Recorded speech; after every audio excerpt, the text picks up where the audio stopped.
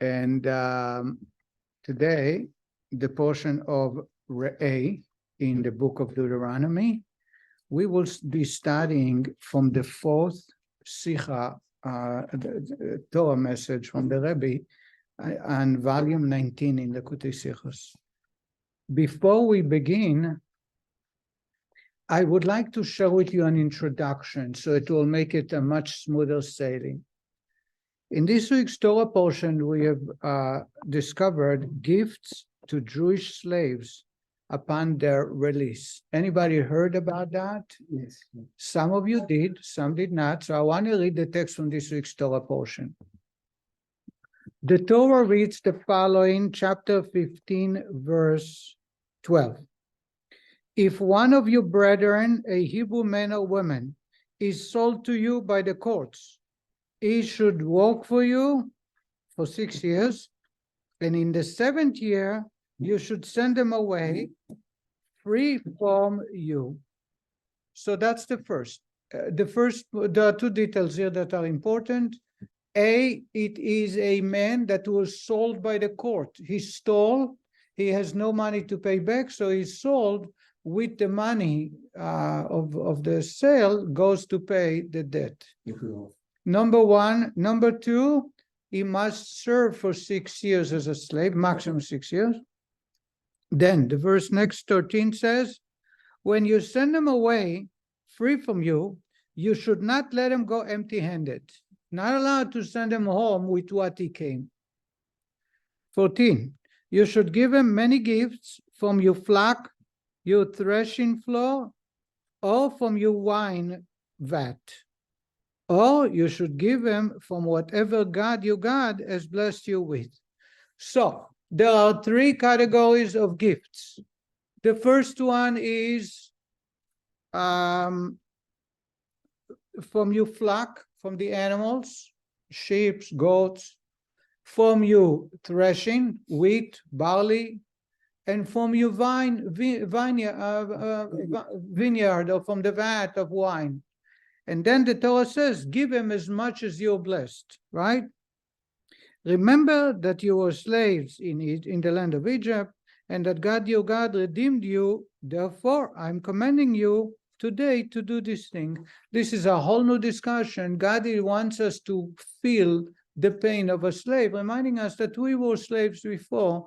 Never say never. In other words, it can happen to anybody, and therefore have extra mercy. This is the law regarding gifts. How do you call this law in the Jewish terminology? Ha'anaka. Ha'anaka. Ha'anaka is like a gift after serving his servitude, and the gift is mentioned specifically in the Torah: 3, flock, threshold, and wine, and also give them for as much as God had blessed you. So it's a fourth all-inclusive category. Yes? Quick question. Number one, he has to serve for 6 years. Yeah. So what happens if we come from 47th year and know what's in 3 years? So Jubilee, So he gets freedom for 3 months. right. Okay. So there is a discussion whether it applies to people, a slave who decided to stay longer. But also the next question is, Shemitah then doesn't count. So he comes in at the 4th year of Shemitah, he goes through 6 years of servitude beyond the Shemitah year. What? Shemitah is every 7 years. Shemitah comes, he goes free. So in other words, Maximum he can serve is 6 years. It can be 2 years, a year, 3 years. We'll cancel him. Question you question if he should get a gift if he was only 1 or 2 years. The answer is yes. I'm pretty sure. I know what the Torah is saying. I'm not arguing with the Torah. I'm saying he's a crook. He's still everything. You should give him on the way out. Yeah, because it's part of his rehabilitation. The selling him as a slave is actually someone who is willing to take him under his wing, to train him, look after him, and provide him with all his needs. Right. So just with that, he should be happy he gets out. Why should we give him something along with it? I don't know, but that's what God wants. Good point. But I think part of the question that Harry's asking, why does he deserve a gift? is going to be the crux of our discussion today. But I didn't even put it that way, but the way you're asking is a good question.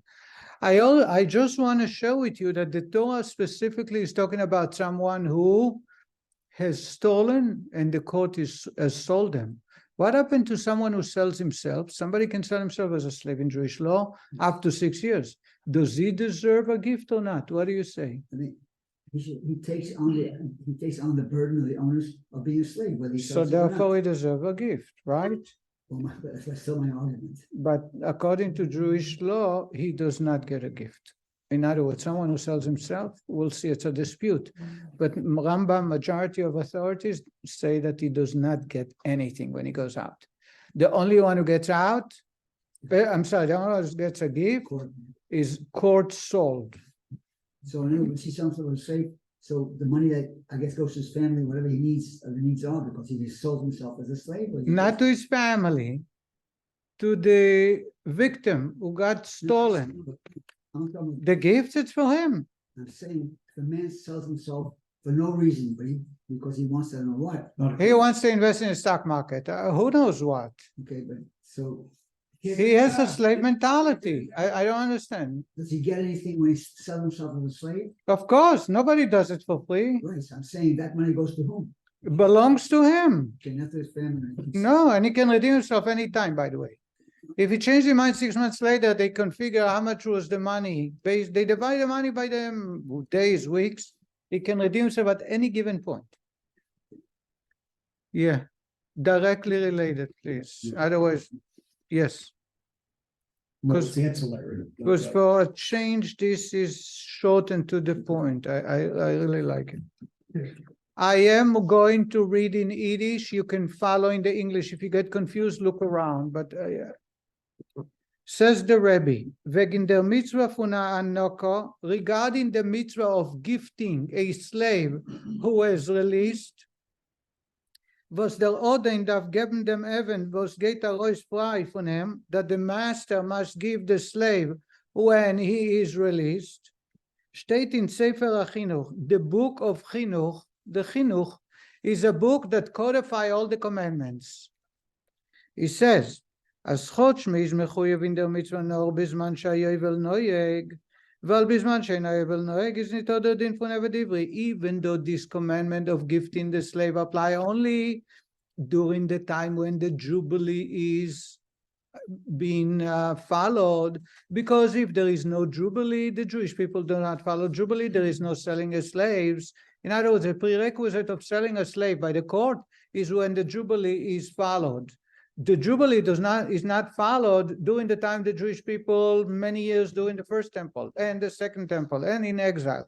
So after the destruction of the second temple, for sure there is no Jubilee.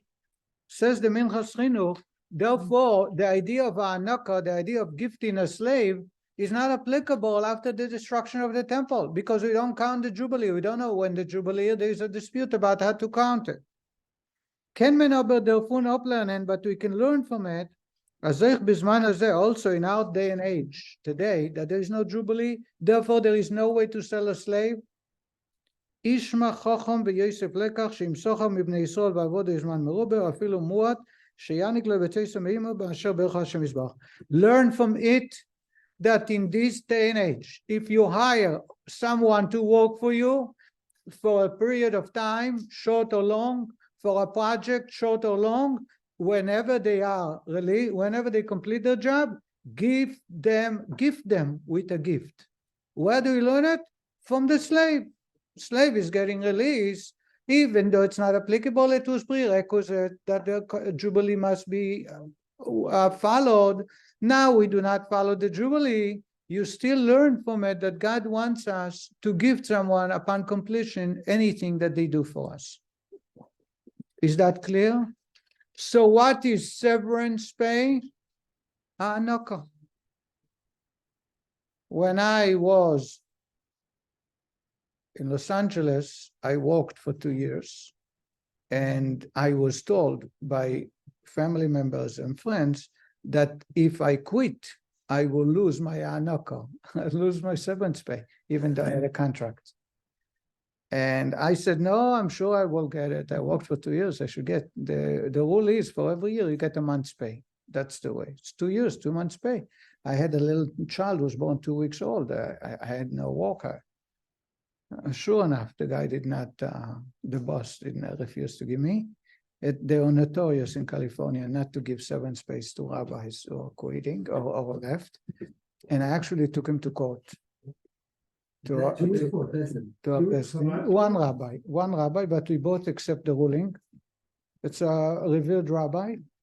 And the rabbi asked me if I have a proof that the contract was never signed, because there were parts that I didn't like. So the rabbi says, you don't like it, don't sign. So this is at the outset. So I never signed the contract. And the rabbi says to me, do you have a proof that he promised you to give you severance pay? I says, no, but it's common sense. He says, in court, there is no common sense. And I did not get it. I walked away. I actually had testimony from members of the community, but at the time I was told that the Rebbe was so anti-mixing members of community in disputes between rabbis because it desecrates God's name, it's inappropriate. So I said to the rabbi, give me a moment to think. I was about to give him a name or ask him to call someone who can testify that the rabbi told him, a member of the community. And I walked out the house for 5 minutes and I was thinking, I said to myself, I can get the severance pay and I will always have it on my conscience. I can refuse getting the severance pay and always have an issue against them. I would rather not cross the line. And I'm very, very happy I did, even though at the time it was $6,000, $3,000. It was a lot of money for a young couple who just got married.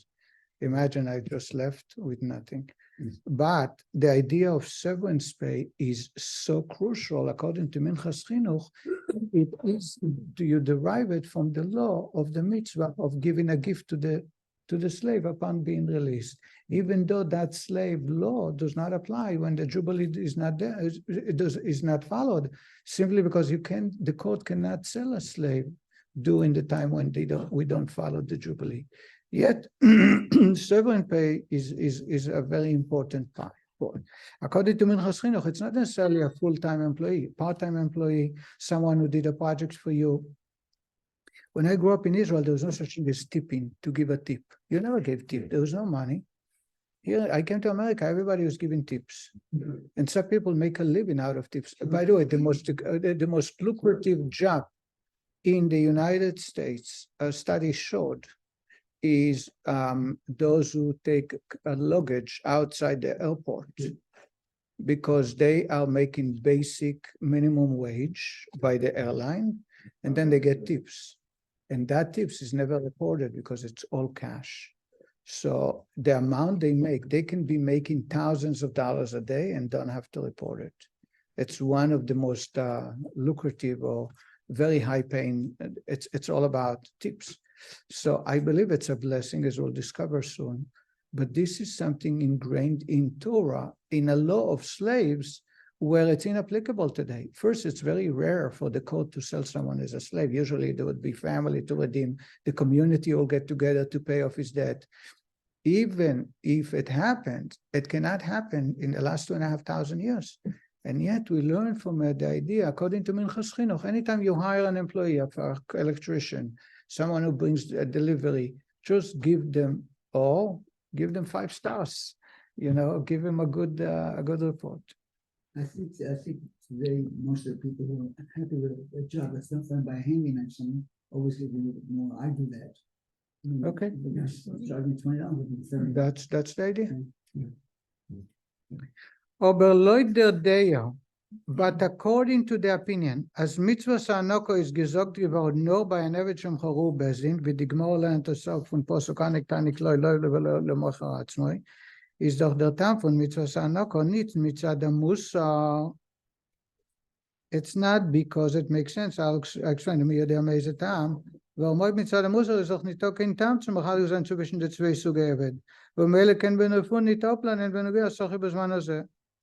The Rebbe says that according to the opinion that the gifting of a slave apply only to someone who is sold by the court and not selling himself, it makes no sense to apply it to an employee today, because the Torah is segregating it for one category, a slave that's sold by the court. But a slave that sells himself, the Torah clearly did not offer him a severance pay, a gift. If it's the case, the Minchas Chinuch, who says that it applies to any employee, doesn't make sense, because we see that the Torah is limiting it to one category. The Minchas Chinuch bleibt aber bei Akasha. The way the Minchas Chinuch, the Sefer HaChinuch, says it is a question. Why? The Rambam pasken doch, as Anoko is neges no by Machru Bezdin. Und Leit Chinuch kommt ois, as der Chinuch von Anoko is euch bei Mecharatzmai. Und es ist nicht schräg, שהרב המחבר der Chinuch ינויתי מדעת הרמב"ם לא שפירש לידיע. Says the Rebbe, if you look at Rambam, Maimonides' rule that gifting apply only to someone who is sold as by the court. Someone who sells himself, there is no gifting.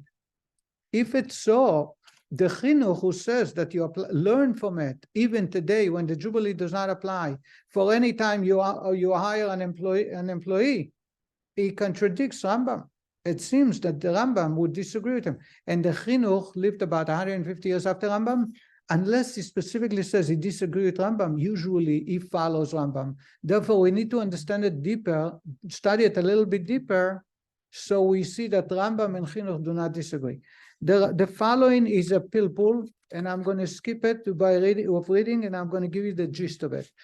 The Rebbe said that there are two ways of looking at the fact that only is sold. One way is that the Torah gave a specific law for a specific case, and therefore it excludes all. Any other case, no gifting. Another way of looking at it is the Torah is teaching us the idea of tzedakah. Be kind to a person, and the Torah exclude only one case, which is someone who sells himself. We say to him, you sold yourself, you don't deserve a gift for that. We don't need to treat you special. And therefore, it's all-inclusive. So if you hire an employee, you give them a gift. So according to the first interpretation, in other words, we know, let's say the halacha is with Rambam, that only the Torah specifically is talking about someone who is sold by the court that gets a gift, or someone who sells himself, don't get a gift. Says the Rebbe, there are two ways of looking at it. One is that the Torah says only the one who is sold by the court at the end of the ordeal, make him happy. And therefore, nothing else should, the Torah is specifically about one. And therefore, everything else excluded, and Minchas Chinuch will not apply. Writing does not follow that opinion. Because from that point of view, an employee, a regular employee for a project, you don't give him a gift. The gifting of the Torah specifically is mentioned is about someone who's sold by the court. But if you look at it in a different way, you look at it in a way that it's tzedakah. We're going to call it tzedakah. Being kind to someone. Being kind to someone, we learn from the one who is sold by the court. And that applies to all cases when you have an employee. The only one the Torah exclude is someone who is sold by himself. And the Rebbe says, we must say, the Rebbe says, because the Rambam puts the law of gifting right after tzedakah, even though it does not belong in the Torah order, tzedakah is mentioned earlier. The Rambam is talking about tzedakah, the law of tzedakah, in the counting of mitzvot. He counts the laws involved tzedakah, and then he's talking about gifting the slave who's sold by the court. It sounds that he believes that the Torah wants to teach us about being kind by giving tzedakah, and therefore it applies in all cases, except when the Torah excludes where someone sold himself. Did you understand that? This is 2 pages. Yes. Someone sold himself. Yeah. What's his legal status? Slave or employee? He's a slave. He has no rights. How does that apply to today? He has human rights. Right? What? Slavery does not apply today. There is no slavery in Jewish law. As soon as the Jubilee is not followed, you cannot buy or sell slaves. So, However, Minchas Chinuch says, learn from that mitzvah to any time you hire an employee, big or small projects, long or short period of time. and Rambam excludes by Jewish law someone who is selling himself, so similarly it shouldn't apply. Says the Rebbe, there are two ways of looking at it. If you look at it in the other way, that the idea the Torah is teaching us is to be tzedakah and kind to your employee or your subordinate, then it can apply also to someone who would build a project for you, except someone who sells himself. That's when the Torah says, not for him. Yes. If I understand you correctly, the two different opinions are, one says that when it says only the slave who is sold by the court gets the present, gets the gift. The other opinion is only the person who sells himself doesn't get it. That's it. Correct. Everybody else gets it. That's our discussion. That is the point. And you can read it, you'll see it's very confusing, but that's the point. Once you understand that, you can read it. So what's the answer? Who's right? Says the Rebbe, the fact that Chinuch did not say that he disagrees with Rambam, Yeah. must be that the reason that it's excluding someone who sells himself is that's the only one the Torah excludes. That's But what everything it else, is. Rambam doesn't say that. no, the Rambam. And the Rebbe says we can explain that even further to see the Rambam is holding this way from the fact that the Rambam put this mitzvah right next to the mitzvah of tzedakah. So they both It's agree with out you. of So they place. agree with you. So therefore, they both follow the same.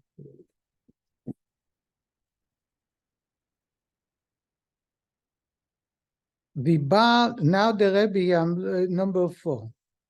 So again, according to Rambam sounds, Rambam don't write it clearly, but by the inferring, by the way that it's next to tzedakah, we must say that the Rambam understood that gifting is a form of tzedakah, charity, kindness, and therefore it applies across the board. Across the board, with one exception, someone who sells himself. Why? We don't know why. It makes no sense. I try to give you a reason. It's because if he sells himself, he don't deserve to be rewarded. Someone who is sold by the court, we can say he slipped, he made a mistake. So he pays for it, but then just make him feel better, give him a nice gift, say goodbye, we're gonna miss you. Someone who sold himself, you don't want to encourage them to do it, to be sold, and therefore you don't give them a gift at the end. Says the Rebbe. Number 4, Dalet. Because of the way the Rebbe explains, it can follow both opinions, even Rambam. Even according to opinion that selling himself does not get a gift, it's appropriate to share and make note of, as mezalmesiv leim sein, to pay attention to this idea or this teaching of the chinuch. Says the Rebbe, when einer dingt a zweiten zu arbeit for him, when someone hires a second guy to work for him, und es endigt sich die Zeit von seiner Arbeit, and the time period is ended, he finished the project, or the time he hired them for a year, as a teacher, he hired them as a contract for 2 years. והלך es כמה וכמה, wenn man schickt ihm weg von der Arbeit, eider es endigt sich der Zeit, how much more so if we end the contract earlier than the time what was agreed upon? In other words, run out of funds, disagreement, we send him away. Says the Rebbe, see the Favo sits at him genug on him, either because he has enough workers without this employee, or is nicht zufrieden von seiner Arbeit, or even if he's not happy with the work quality that the employee is doing, he has to give him a severance pay. He has to give him a gift. In other words, this is not a choice, this is not out of kindness, this is a commandment from a Torah. Because Rambam, according to the way you explain, gifting or severance pay is the idea of charity, tzedakah, is verstandig, as man kann nicht jöitze sein mit geben a Sach, was man ist sei wie mechuyev in dem. It's simple, it's self-understood. You cannot fulfill this duty by giving something you're obligated anyway to pay this employee. Dem Schar, was dem kommt, für sein Arbeit ist doch poschut, als man darf ihm aufzahlen beim Milui. The money that he earned based on hours on the project is obviously, you sign a contract. We agreed. You're obligated. You have no choice over that.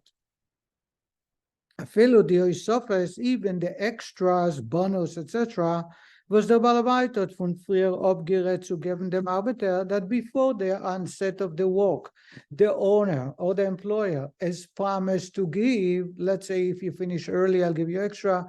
If you do it, I'll give you so much, etc., certain benefits. This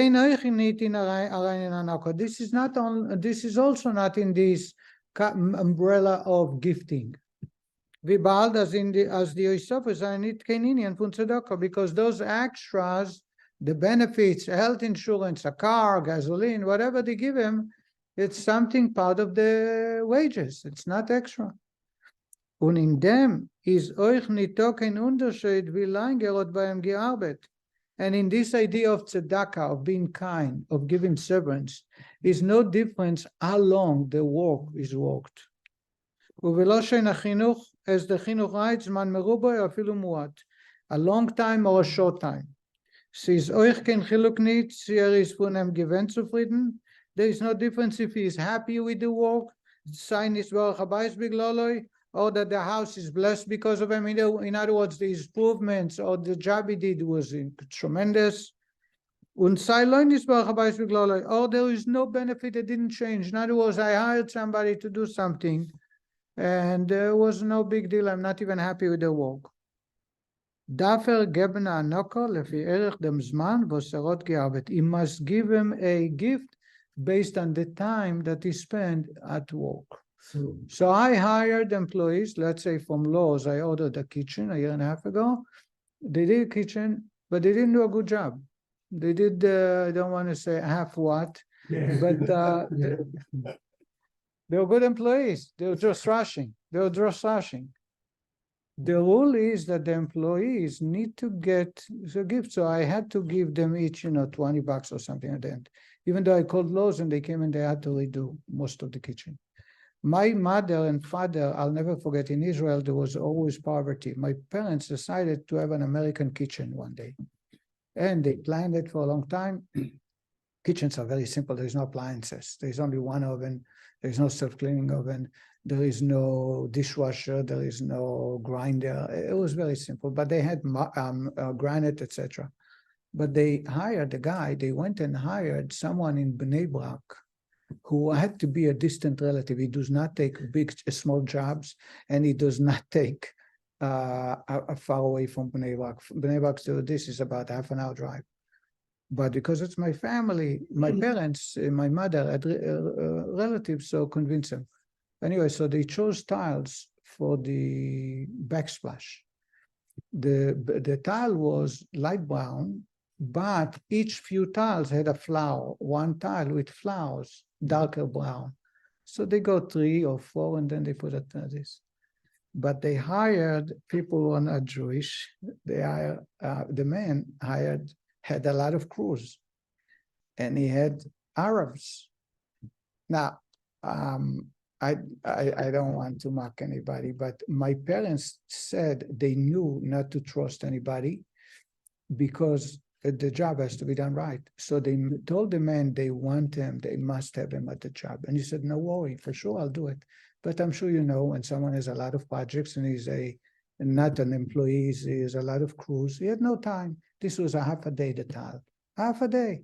So he wasn't there to supervise them. And the end result was the flowers were all upside down. Now you can see it until today. My parents, there was no telephone. They traveled to Bnei Brak, yelled at him. He promised to be there. And because of that, the result is the flowers are upside down, all of them.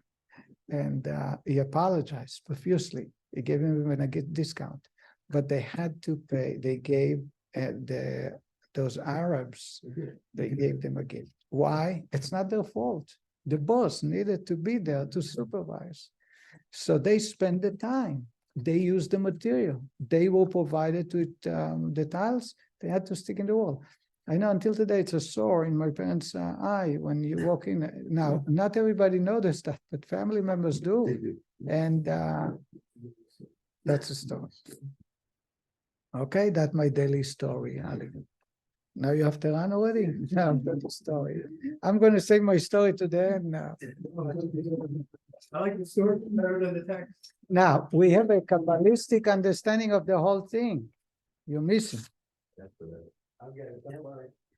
Der Inyan von Anoko is Paran via der Inyan in Torah euch in avoid ruchnis. The Rebbe says, now let's jump to Kabbalah. And in Kabbalah, the idea of gifting an employee takes a whole different meaning. Here it is. Der Tate, this week was the Yortzeit of Rabbi Levi Yitzchak, the father of the Rebbe. Today is the 23rd, so 3 days ago.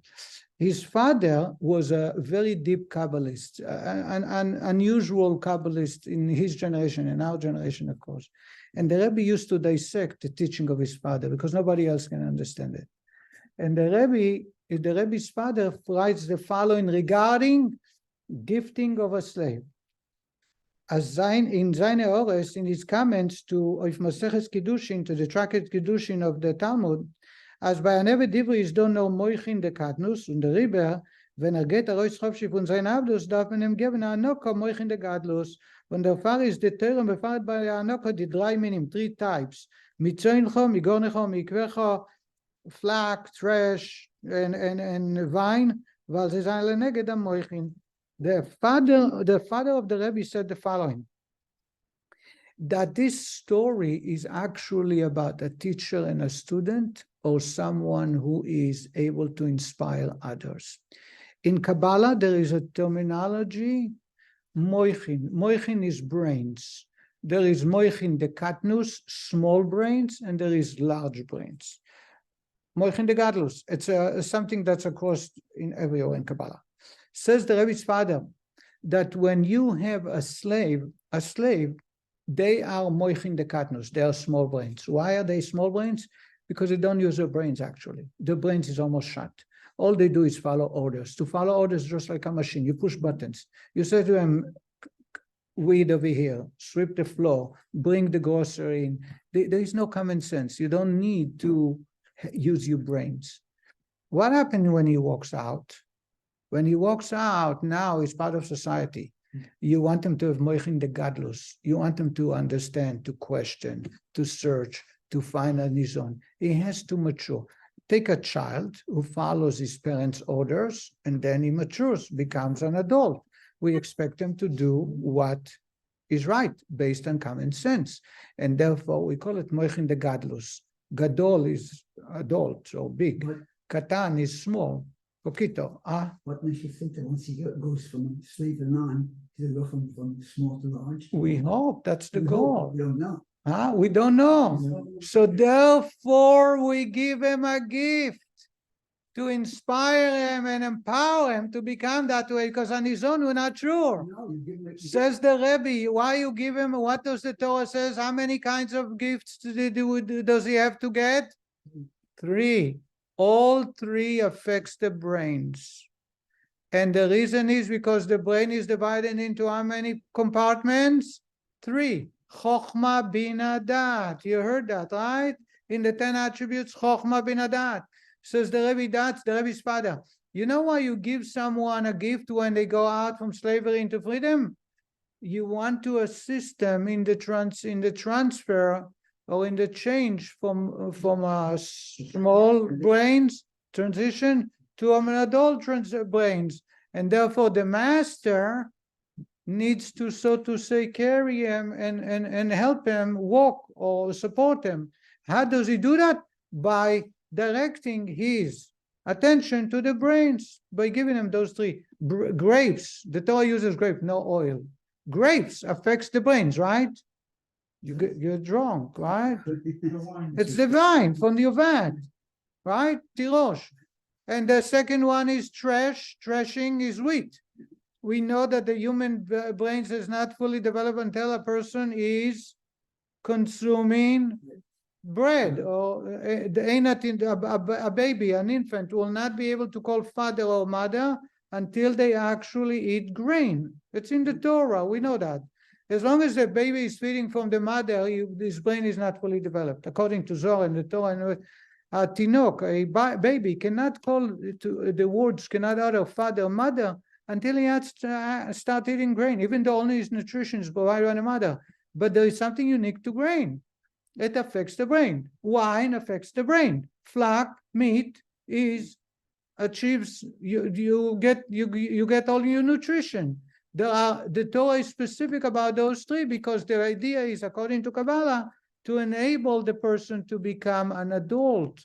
And that's the job of the master, because he is the one who's releasing him. We don't have time to read it. I wanted to, but the Rebbe goes on to say that there are many, many Jews who are enslaved to their evil desire, knowing so or not. And when someone, the master, God, comes around and says to them, it's time for you to go free, to relieve yourself of the shackles of the evil and be able to live a free life, God needs to assist us.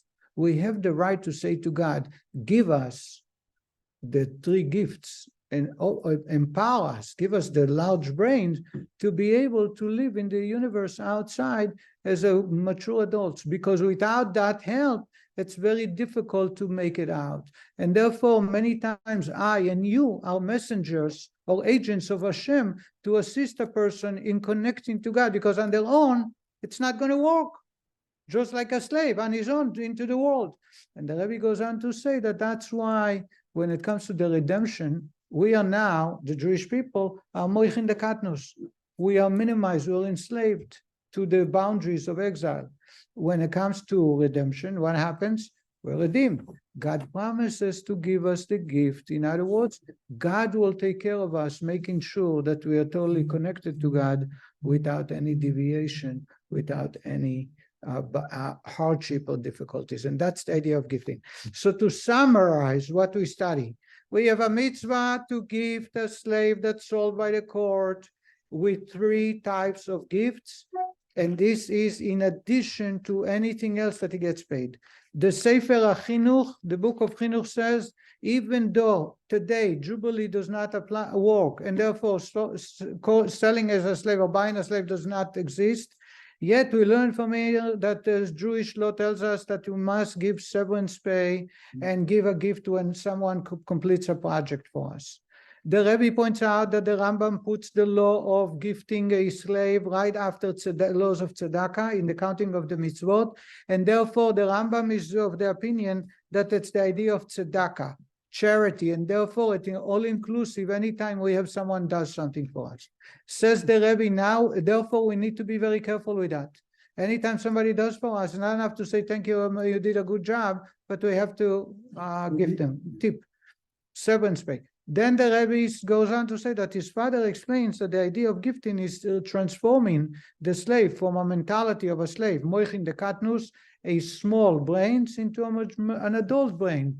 And therefore, the assistance is the three gifts that develop the brains. And we learn from here in a spiritual sense, a lot of people are in moichin de katnus, are in the level of a slave, where they are enslaved to the evil inclination. We need to transform them into becoming adults, to be responsible for their action, to be able to know right from wrong. And also as a Jewish people as a whole, we are at time now almost of redemption. In exile, we are moichin de katnus, we are enslaved to the evil. But when the time comes for us to be redeemed, God will gift us with moichin de gadlos, with a very special gift to be able to connect on a whole different level to God. And that concludes our lesson from this week's portion. Thank you so much.